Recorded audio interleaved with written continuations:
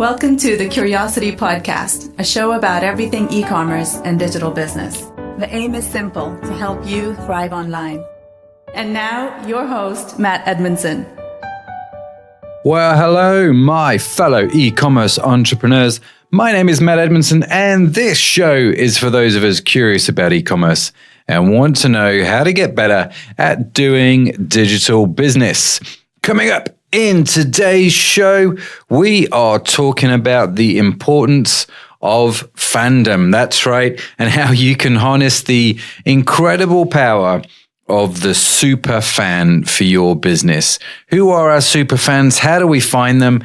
How do we help them? How do we engage with them? How do we just let them loose, right, on our businesses? Because man alive, do they have the power to change everything. So we are going to get into all of that in today's show.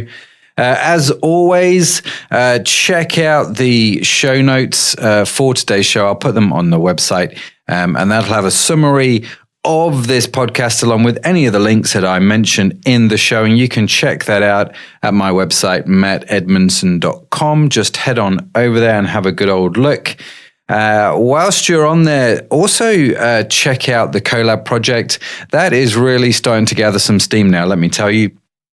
In the last few weeks, I must have talked to about 20 different website owners or possibilities or all kinds of things going on just in the last few weeks. So we are well on the way to reaching our target. What it is, if you don't know, if you're new to the show, is I'm looking for people to partner with to build e-commerce sites, something I call the collab project. So that's where you and I work together to build your business online, where we partner with people that have got either great products or a great story or the ability to do something, and we bring our e-commerce expertise into that. So very exciting stuff. We're talking to all kinds of people from makeup, beauty people. Spoke to a guy yesterday that owns a sweet shop. I mean, just some real interesting stuff. Whether we do all of these or any of these, I don't know.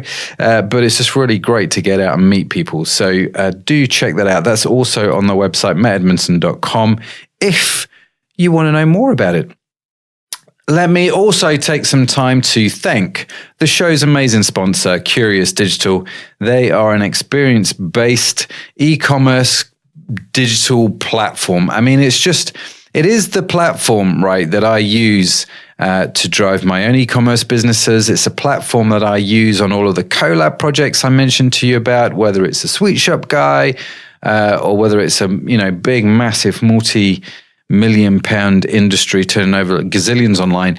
My go-to is always Kurious Digital. So check it out if you're looking for a new platform. It's a really great little e-commerce platform. So check that out, Kurious.digital. That's Kurious with a K though, not with a C. So do spell it right. Now, I said we were going to talk about the superfan thing today, and that's definitely what I want to get into. A fan culture can change your business, right? And there is no better form of marketing than word of mouth. That's the key thing. And so these super fans that really are, loving our business, they're out there, they're promoting our cause, they're telling people the story, they're telling people to get in touch, they're telling people why they buy and how and why they should buy from us as well, right? These are a great sales force because it's just word of mouth marketing. And word of mouth marketing is still, for me, one of the biggest go-to areas for any kind of e-commerce business, okay? Now, I know that fandom, which is a great word, isn't it? Fandom. Fans are typically associated with the kind of all-consuming, hysterical, teeny boppers, kind of obsessing over music or some kind of famous pop icon. I still have scenes in my head. I'm showing my age a little bit. The Beatles were before my time. Let me be super clear. The Beatles were the 60s. I grew up in the 80s, but I still can see in my head the images that were shown to me on TV. When the Beatles touched down somewhere, there were thousands of people all hysterical and screaming. These were the super fans, right? These were the people that were mad to see these kind of to see these bands, to see John and Paul and the guys, and they were just hysterical. And that's the kind of picture I have in mind when I think about a superfan, because, this was critical to the Beatles' success that they created this, right? But we've got this sort of amazing opportunity, is the right word I'm looking for. This amazing opportunity with some phenomenal digital tools that we've got at our disposal, right? And can we see or create these sort of direct two-way access with our super fans? Can brands and their consumers connect to each other? And it is no coincidence. It's no surprise to me that some of the bigger brands out there have now gone to a much more direct-to-consumer model. Right, they're sort of missing out a lot of the wholesalers, the middleman. They're like going, you know what?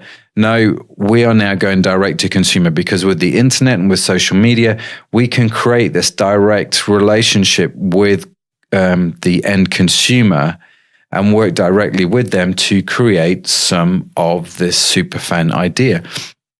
If you think about influential marketing, influencer marketing, it's built on the basis of this idea that you're using social media to get someone who's got massive influence, right, to promote your product. It's that super fan effect. They just have a bigger audience.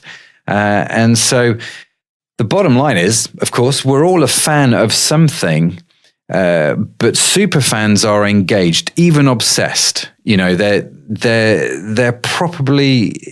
They're well connected with who you are, right? These are the guys that are emotionally invested in you as a brand or your product or your service. And they spend a lot of their personal time and a lot of their energy talking about you and supporting your brand, your objectives, your values, your mission, your activities, etc., etc. Now, when I think about this, you've probably got a friend, right? If you're like me, when you talk about superfans, you sort of, in my head, I have a picture of one or two people straight away that come to my mind. I have a beautiful friend, Liddy. She's awesome and fantastic.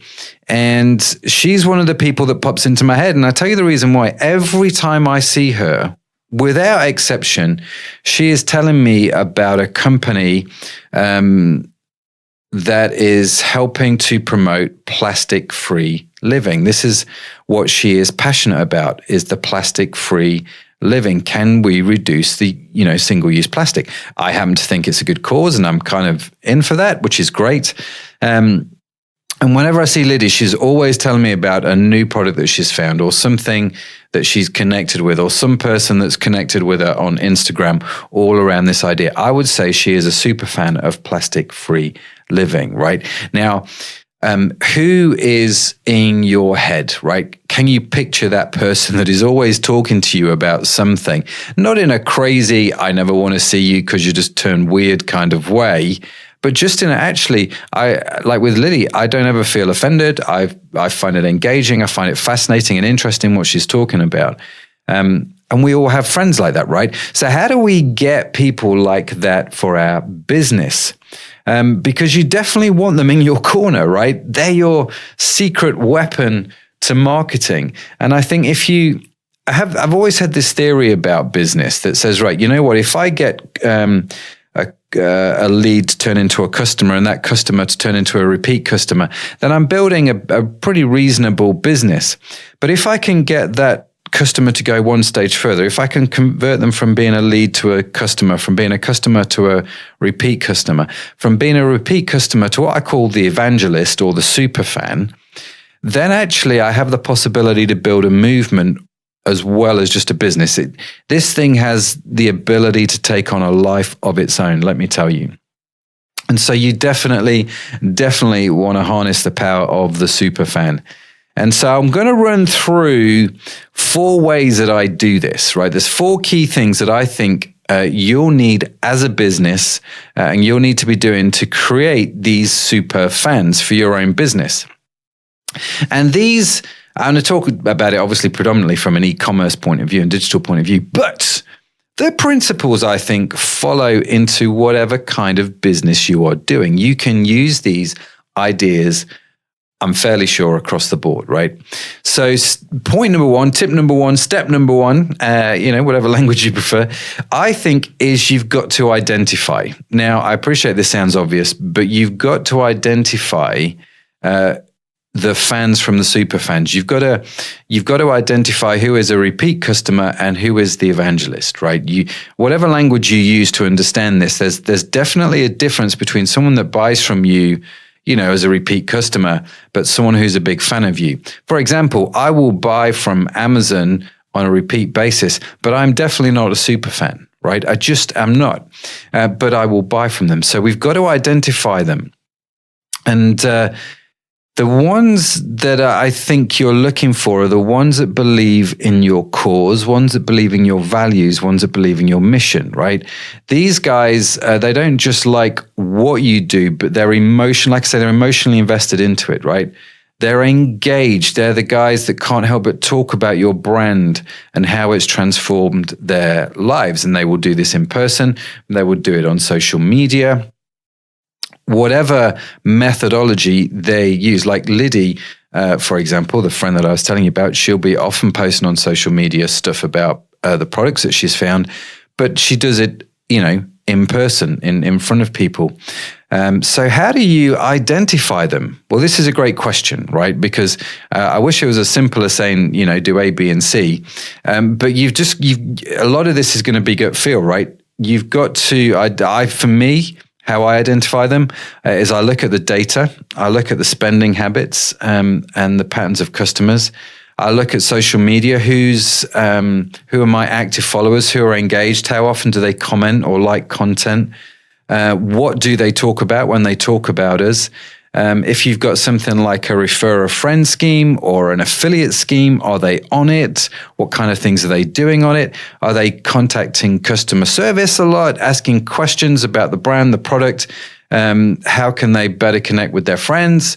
Or when people coming to me and they're starting to buy from our website and we say, hey, how did you hear about us? Do they name a person, for example? Do they say, Liddy, she told me about your site, and I want to do plastic-free stuff, so I've come along and I've purchased from it. So look at all those things. And the other thing you can also look at are reviews. Your fans will write reviews on your products, no problem. It's one of the guaranteed things, right? They may not do it automatically. You may have to ask them, but once you've asked them, they will be on there and they will write reviews on all of the products that you've got, and they will be brutally honest.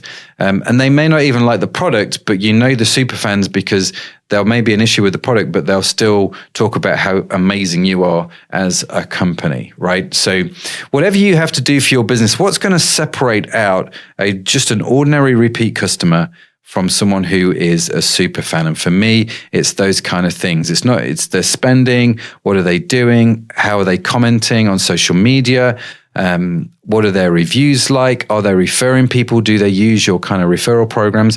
Look down those and start to identify them and start to segment them on your email lists.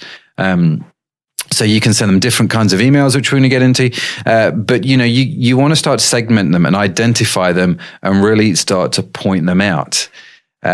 Which leads me on nicely to point number 2. You want to reward your super fans, right? So once you know who they are, you can start to create create more engaged fans and work with them by instilling a sense of belonging and community, maybe even where they speak a different dialect, but they all share the same views and values, okay? And for me, we do this, say on the beauty website, we do this with brand VIPs. We have first looks, we have something called insiders and affiliates, and we give them brand new products for free. So let me explain some of those things and what they do, right? So we have a special Facebook group that we use with our super fans. And we're like, hey, listen, guys, we've got some new products which have come out. Can we send you samples so you can test? You're going to get the first look of these new products. Would love to get your feedback and hear back from you. You know what? They're in. They're totally in. So they get first look. They get first dibs, first try. And they'll even be the first guys to write the reviews on the website following that side of things.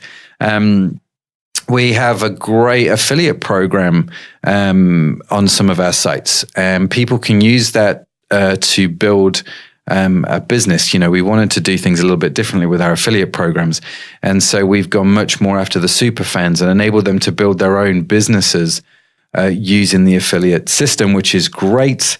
You can use VIP points, reward points. You can do events with them. Just give them stuff, give them a reason to belong. And for some, depending on your product, that might just be the reason you're doing this is because we're changing the world. If I go back to, for example, the plastic-free product, well, with a plastic-free website, I don't necessarily need to give them free stuff all the time, although that's still great, and getting them involved on first looks of products, I would still do that.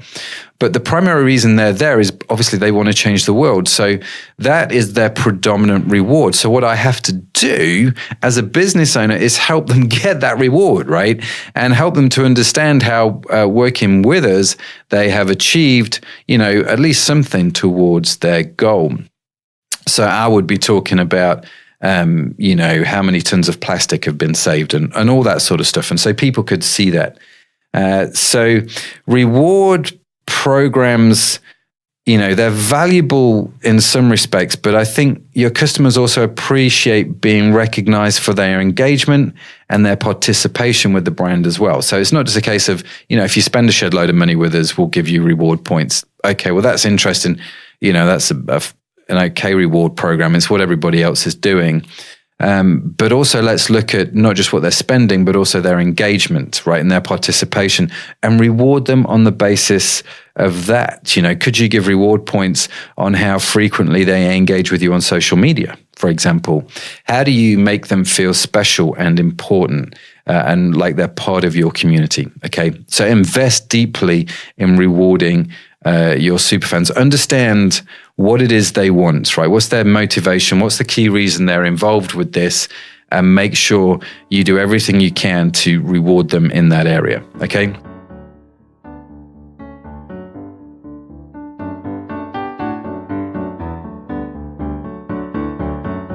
We are now going to take a few minutes to stop, pause, and review this week's e-commerce news.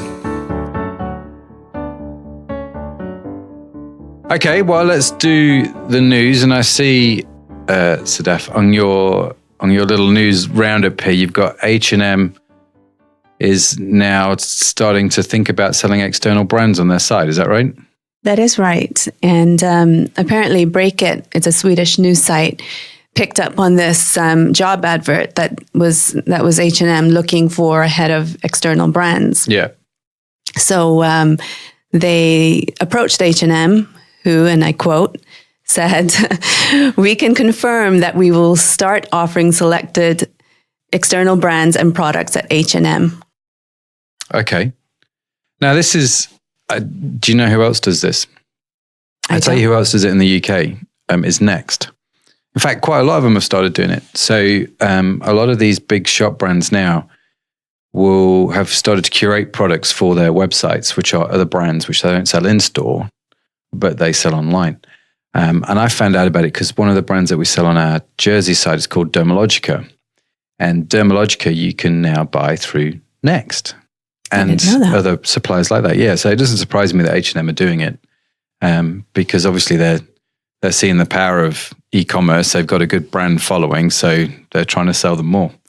They're all trying to build the next Amazon, aren't they? So yeah, H&M is also going to be experimenting with it in their stores. Not just online. Oh, okay. Yeah. So they're going to be selling more brands in their stores. Mm-hmm. Well, let's watch this space, as they say. Okay, what's next? iPhone 11. I heard you talking about this the other day. Yeah, I don't have this piqued my interest when I saw this article. So there's some research that was done in the States and reported in the eCommerce Times that there's actually not that many people who are choosing to trade up to the new iPhone 11. No, and that doesn't surprise me either because I haven't traded up. And it used to be, I was telling this story the other day, it used to be every time Apple did a new, I would automatically upgrade, right? I would just go, you know what, I'm going to have my new phone And I just did that for years, right up until the iPhone 10. And then I never upgraded from the 10 to the XR. And then I've not upgraded from the 10 to the 11 Pro. And do you want to know why? I do want to know why. It's not got 5G. And you understand this is not an issue for me right now because most of the networks in the UK don't have 5G. I'm just thinking future. Long term. Do you mean long term? So when they upgrade to 5G, in my head, I'm thinking that'll be a better phone because I can then have that phone for 3 to 5 years. So I've stopped thinking I'm going to have a phone for like a year to thinking I'm going to have a phone for like 3 to 5 years. And so I'm future proofing. And so I can imagine that the iPhone 11 is not going to sell an awful lot of its phone because it's not got 5G. I mean, what else was new on the iPhone? Can you tell me what the new features were? Allegedly, longer battery life and an improved camera. Is that all, or is there anything else? That's pretty much it, Yeah. right? So yeah, they put some nice camera features on there, which I've not played around with yet, but look great. And they've given you a longer battery life and a faster processor. But does that just when I priced it? When I priced up a new iPhone 11 for the one that I wanted, it was going to be like 1,300 quid. Wow, that's a lot of money for a phone, right? So yeah, I can see why there's fewer sales. do you think things would be different if Steve Jobs was still around? Because people seem to have kind of, like in the past, like you were saying too, that you would always upgrade. People don't seem to be doing that as much this time round. Yeah, I don't know if it's a Steve Jobs thing. I wonder if, it's obvious that Steve Jobs would have led the company differently to Tim Cook, right? I mean, that's just a given because they're very different personalities. Would it have made a difference? I don't know, because I think these days I'm more aware of the cost. The phones are just crazy money. When iPhones first came out, they were $400. Now they're, $1,200. That's 3 times the price. Mm-hmm. I don't think there's as much innovation these days.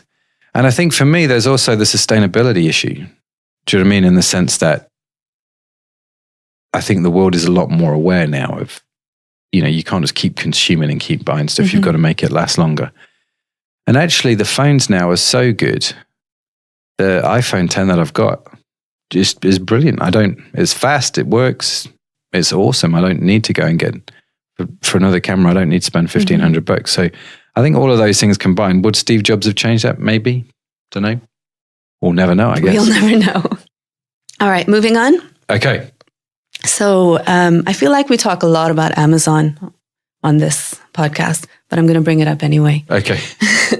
In the last couple of podcasts, we talked about the environmental cost of shipping. Right. And then about Amazon itself.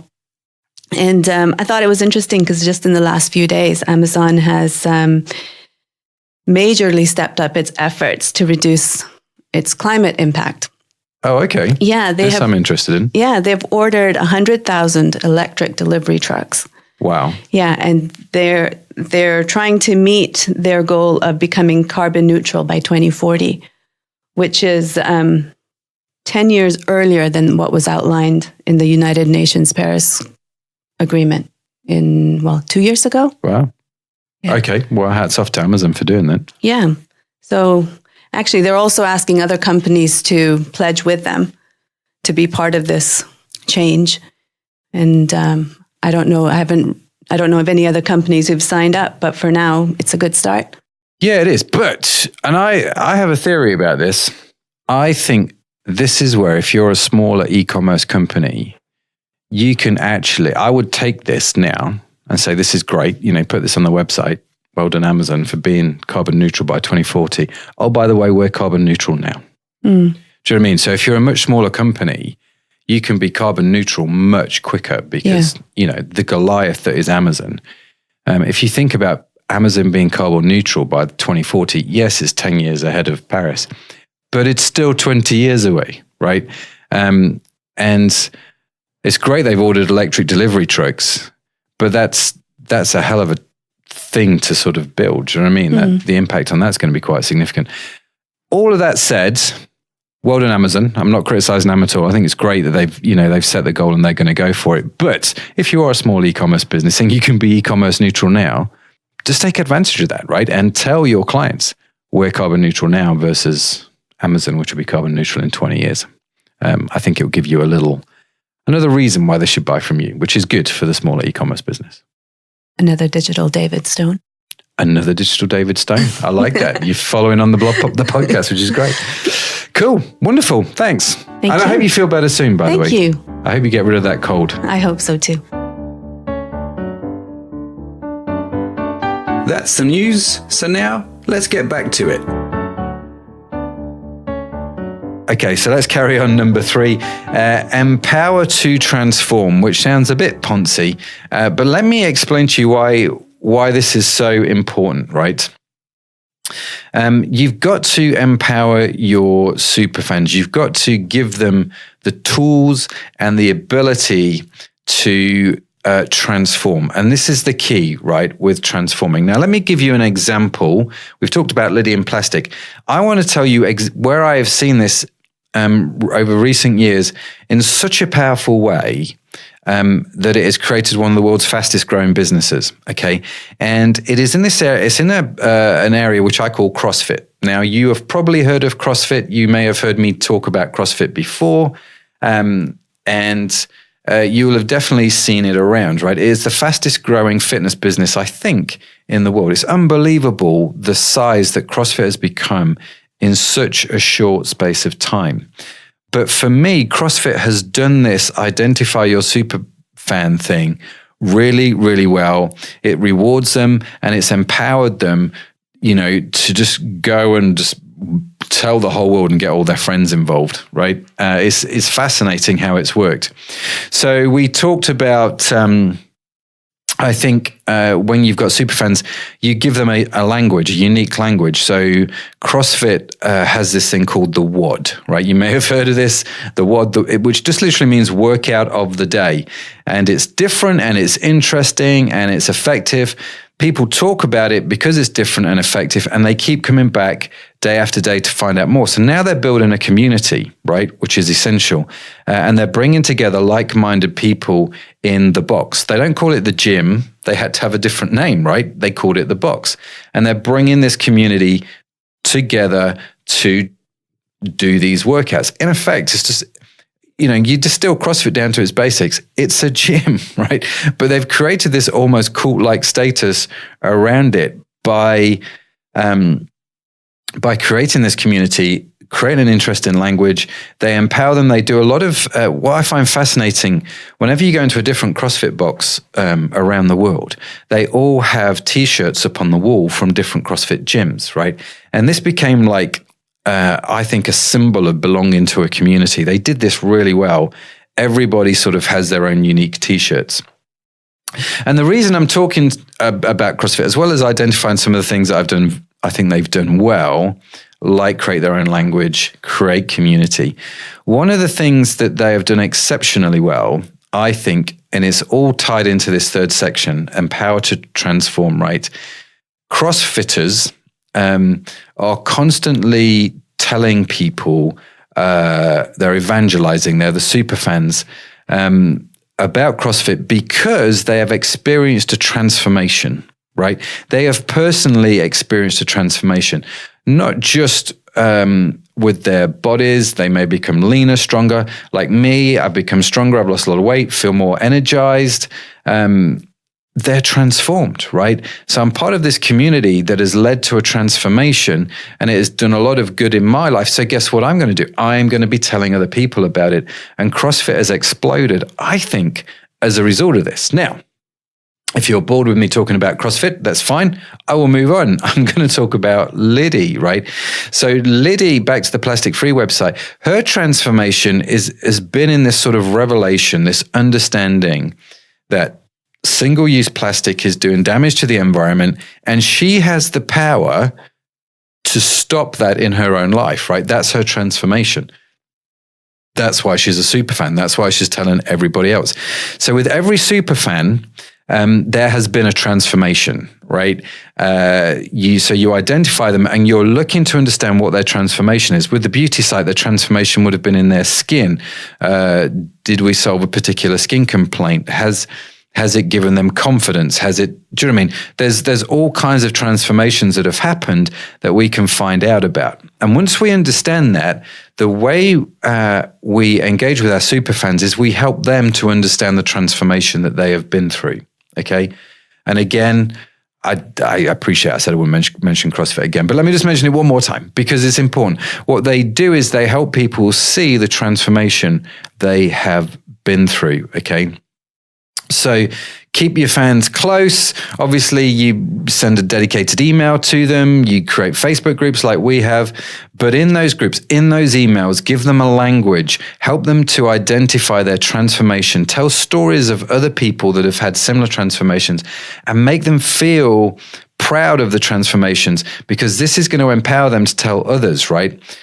By giving them a language, by giving them an understanding of what's happened and why it's happened, okay? So identify what the transformation is, okay? Now, this may all sound a bit, intense, a bit heavy. You may be like, Matt, I sell T-shirts. How does that transform? Well, this is the thing you've got to figure out, right, for your superfans. What is it that motivates them? What drives them? And the bottom line is there'll be some kind of transformation. Now, even with something like T-shirts, for example, it may be that they like the way they look in those T-shirts. It may be that they resonate with the design. It may be that they connect with the message or the cause behind the T-shirt. It may be that actually the transformation for them is, these T-shirts are organic and they're fair trade and, no plastic has being used them. Whatever it is, right? There's a transformation and people can identify with it. You've just got to dig it out and give your superfans a language to talk about that transformation in a way that makes sense for your brand, right? So how can I put it this way? Liddy doesn't come up to me and say, Matt, you know what? I've undergone the most amazing transformation recently with my thinking on plastic. That's not what she says, right? She has a language which has been given to her by that community, which she can use. So that's what, makes an awful lot of sense for her. Okay, the fourth and final point, engage. Now, we have got to engage with our superfans, right? You've got to do that, understand what platform they're on and engage with them there. Makes all the sense in the world, right? So if they're on Instagram, guess where you need to be with them? On Instagram, right? You're talking with them directly on Instagram. They, direct messages, sending them videos, all those kind of things makes all the sense in the world. It keeps people engaged, keeps people connected with what you're doing. It's much, if you think about the beauty side of the business, getting an email confirmation is one thing. But getting a quick Instagram video, direct message to my inbox saying, hey, Simon, thanks again for buying from us. I see you've been buying loads of products from us over the last few months. Really appreciate your business. Any questions, get in touch with me. Love to hear from you, Matt, right? And it's that's the difference. We're engaging with them. So social media for me is just a great way to do this. This is for me what social media was built for, other than advertising. But engage with the community, make use of the Facebook pages, the hashtags, the forums, wherever it is, right? Whatever tools you can to continually build your community. And then constantly tell the stories of customers who have been transformed by your brand, by your business, by your products, whatever it is, and encourage them to share their transformation stories. We use a lot of user-generated content is the big deal now, UGC. This is basically fans telling you or telling their friends, this is amazing, it's going to create some kind of transformation. So definitely engage with them. Have a separate email list on your system, send them separate emails, engage them in different ways, ask them a lot of questions, get them involved, maybe why not do a get together or something like that where you talk to them and everybody meets each other in person. Engage them, right? Because the role of superfans is so invaluable to your business and to mine, right? So I've got to do everything I can to identify, to reward my superfans, to help them with their transformation and to engage with them to nurture and strengthen those relationships so they feel like they're part of a great community which is doing some good stuff in their lives, right? Simple things. Let them know you value and appreciate them. Give them something to show for it. I was having dinner with a friend yesterday, and we were just talking about the simple power of a handwritten note. Let me tell you, this is one of the most underutilized forms of marketing in the known world. But if you just get a nice little card made, write a handwritten note in there, and send it out to people, they will appreciate that so much more than just, the standard email. And there's all these things that you can do to engage with them and do that personal side of things. I mean, Liddy, who is beautiful, will often tell me stories of how owners of the business have reached out to her and connected with her. So she won't talk about a website. Like she won't refer me necessarily to just a website domain name. She'll say, contact Pam at this website. And Pam will be maybe the brand ambassador or the owner or whatever, but she is connected with a real person. There's that personal touch. And that is how we engage superfans. So I hope you've got something out of this, something, you can take away and do yourself, right? So number one, identify who your superfans are. Number two, be clear on what their reward is, why they want it, and how you can help them get more of it, right? Number three is the transformation. Help them to not only transform their lives to whatever, their reward's going to be, but also help them and empower them to share that transformation. Give them language, give them channels in which they can do that. And number four, make sure you stay engaged with that community, with your super fans, and do it directly. Be personal, be surprising, be engaging, be creative, all of those sorts of things, because these guys, they're out there on the front line, sharing your business, your mission, your values, working for you, bringing in customers like you would never believe. Okay. So really clearly do that. I mean, when we, first started to get our heads around this, just a little heads up, I suppose, when we first started to do this, I'm not joking, we identified a few superfans, and there was one particular lady who was bringing into our business, right? She was responsible probably for about 60 to 70,000 pounds worth of sales just in the few months that we'd monitored it. Okay. That was some phenomenal superfan out there, just telling everybody how great we were, sending her friends to us, reaching out through the power of social media. And we reckon there was about 60, 70 grand's worth of sales as a result of that. And that was just from one super fan, right? Just one. So definitely work hard at this. Even if you're starting out, even if you're new, do this from day one, because let me tell you, it is the thing that will grow your business, certainly into the medium and long term, right? It's the key to long-term business success. I'm convinced of it. So like I say, all of my notes, just head on over to my website. There'll be a post on there which sort of summarizes this podcast. You can check that out. Let me know your stories. That would be super, super cool. Love to hear from you. Connect with me on Instagram. What did you get out of the podcast? Any questions? Any stories you can share about being a fan? Ideas that we could maybe share with the community. Would love to hear them from you. Just reach out with me on Instagram. Just search for Matt Edmundson and you will find me. And it's Edmundson. Let me explain this. One of the things that I've noticed over recent years is there is quite a well-known celebrity here in the UK, also called Matt Edmundson. We spell our names differently with one letter. He's got an O in the middle. I've got a U. Edmundson is how I spell it. And so I often get requests on Twitter and Facebook and Instagram asking me, because he's a DJ, right? He's on the radio, asking me if I'll play certain songs, right? Every day something comes through because, we've got very similar names, almost identical apart from one letter. So I'm fairly sure he's going to be getting requests all the time. Well, can you look at my website? What do you think about this? Oh, love the pod. And he's going to be slightly confused. Anyway, so make sure you get it right? mattedmundson.com and connect with me on Instagram. It's UNDSON. Would love to hear from you. Ask me any questions that you've got, but I would definitely love to hear your stories. Thanks for listening to the show. Make sure you have subscribed to the show, because you know what? It's full of great stuff on how to set up, run, and grow your own e-commerce business.